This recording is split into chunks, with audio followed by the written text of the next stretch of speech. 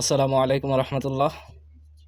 সম্মানিত মুআল্লিমানে হজরতগণ, মুআল্লিমাগণ, বাংলা স্বরবর্ণ ও ব্যঞ্জন বর্ণ মিলিত হয়ে বাংলা 50টি বর্ণ হয়েছে।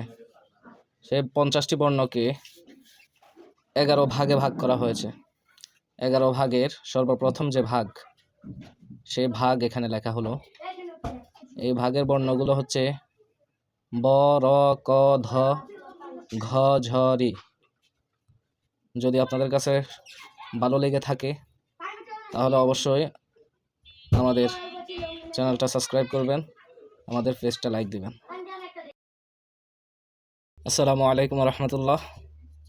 সম্মানিত মুআল্লিমানে হজরতগণ, মুআল্লিমাগণ, বাংলা স্বরবর্ণ ও ব্যঞ্জন বর্ণ মিলিত হয়ে বাংলা 50টি বর্ণ হয়েছে। সেই 50টি বর্ণকে 11 ভাগে ভাগ করা হয়েছে।